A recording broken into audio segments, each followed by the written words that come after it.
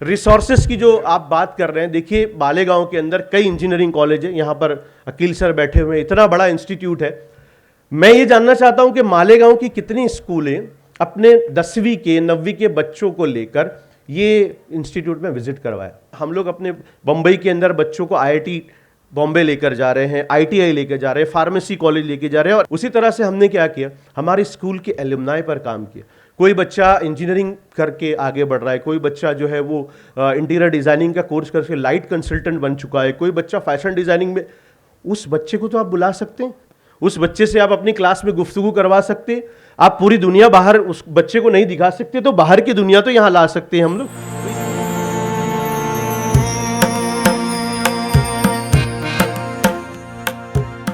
अस्सलाम वालेकुम। सबसे पहले तो मैं खुद चाहूँगा कि जिस मकसद के तहत यहाँ मैं आया हूँ वो थे जिनके साथ मैंने आज का सफ़र, कल से जो हम लोग साथ में प्रोफेसर सैयद इकबाल सर, हम सब की ख्वाहिश थी कि सर को सर की सैर हासिल गुफ्तगू हो, सर की ही गुफ्तगू और हम लोग सब सुने।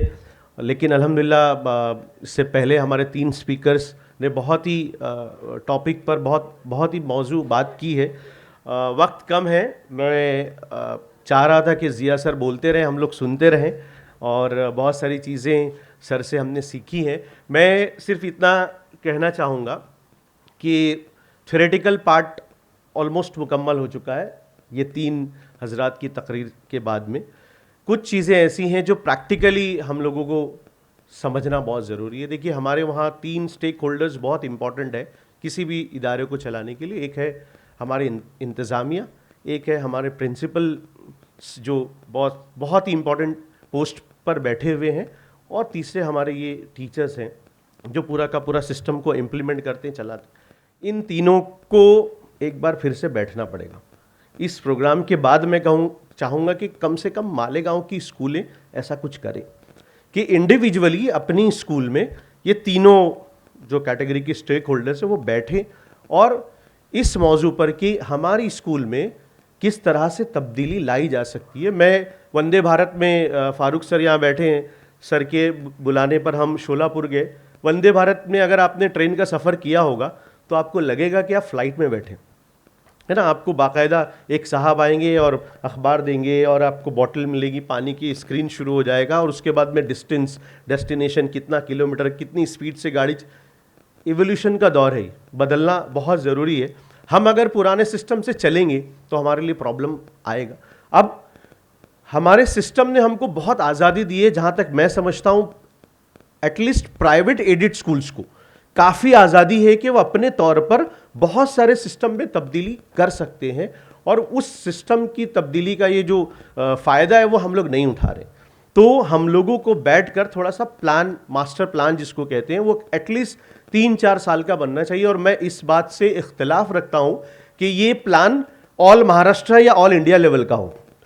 मैं समझता हूँ ये स्कूल लेवल का होना चाहिए। मतलब मालेगांव के अंदर भी, एक ही शहर के अंदर 4 अलग अलग जगहों की एक स्कूल का एक मास्टर प्लान अलग हो सकता है, क्योंकि उसके मसाइल अलग हो सकते हैं। हम लोगों को सबसे इंपॉर्टेंट चीज़ ये कि ताउन चाहिए इंतज़ामिया से। वो अपने रवैये को जब तक तब्दील नहीं करेंगे, हमारी कोई स्कूल नहीं बदल सकती। तो सबसे पहला काम हमारे इंतज़ामिया को बैठकर ये सोचना पड़ेगा कि जिस मिजाज से हमारी पिछले 50 साल से स्कूलें चली हैं, उस सिस्टम से नहीं चलने वाली।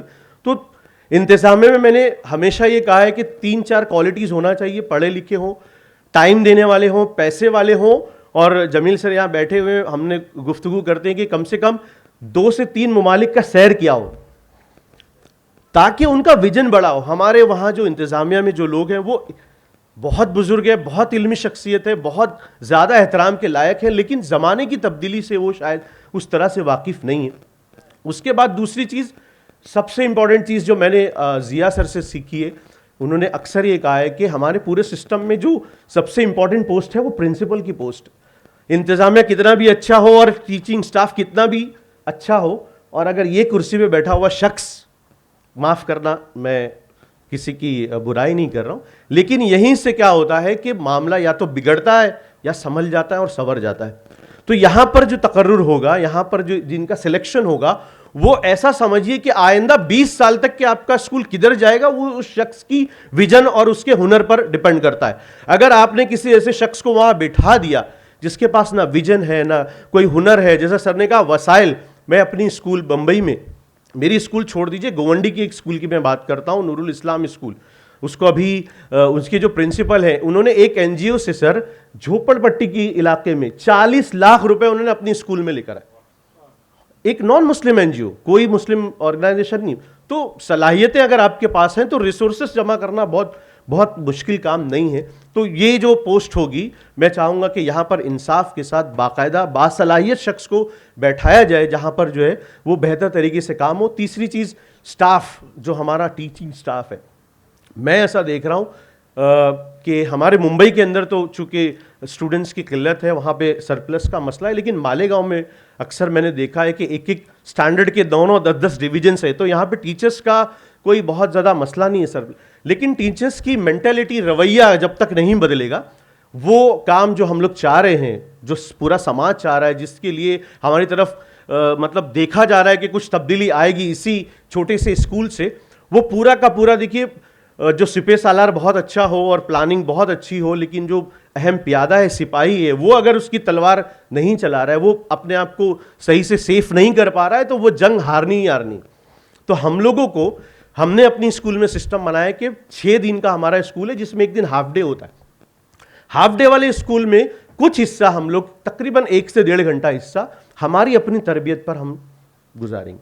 टीचिंग स्टाफ खुद तय करता है कि हमको महीने में किस उन्वान पर गुफ्तगू करनी है। हमने अल्हम्दुलिल्लाह ड्रोन टेक्नोलॉजी, चैट जीपीटी, उसके बाद में अभी सर ने जो डीप एआई, मैंने अभी कल सर डीप एआई को कुछ क्वेश्चन डाले, डीप सीक वाला, और चैट जीपीटी को सेम क्वेश्चन डाला, और मैंने चेक करने की कोशिश की कि रिस्पॉन्स क्या आता है। सेम प्रॉम्प्ट मैंने डाला, और जैसा सर ने कहा कि यहां पर जो मुझे पॉइंट्स मिले उसके बहुत अच्छे पॉइंट्स और बहुत ही ज्यादा और सिंक्रोनाइज करके मेरी नोट्स, कॉन्क्रीट शॉर्ट नोट्स मुझे यहां पर मिले।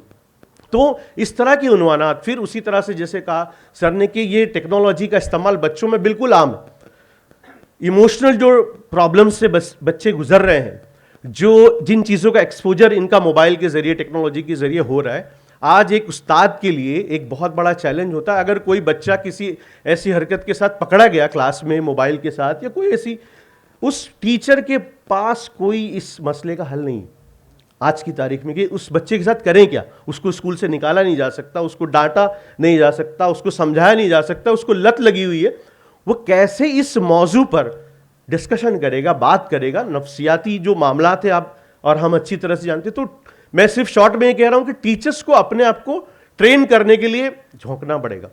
जैसा सर ने कहा कि सिर्फ किताबों पर मुनहसिर रहकर हम अपनी बात, तो आखिर में 2-3 चीजें, रिसोर्सेस की जो आप बात कर रहे हैं, देखिए मालेगांव के अंदर कई इंजीनियरिंग कॉलेज है, यहाँ पर अकील सर बैठे हुए हैं, इतना बड़ा इंस्टीट्यूट है। मैं ये जानना चाहता हूं कि मालेगांव की कितनी स्कूलें अपने 10वीं के 9वीं के बच्चों को लेकर ये इंस्टीट्यूट में विजिट करवाया। एक छोटा सा काम है, आप अपनी स्कूल के बच्चों को लेकर जाइए, वहां पर दिखाइए कि भाई एआई एमएल होता क्या है, इलेक्ट्रॉनिक्स एंड टेलीकम्युनिकेशन होता क्या है, इंजीनियरिंग की ब्रांचेस क्या है, फार्मेसी है या मेडिकल है, बीयूएमएस है, वहां पर क्या कुछ हो रहा है लाइव जब बच्चा अपनी आंखों से देखेगा।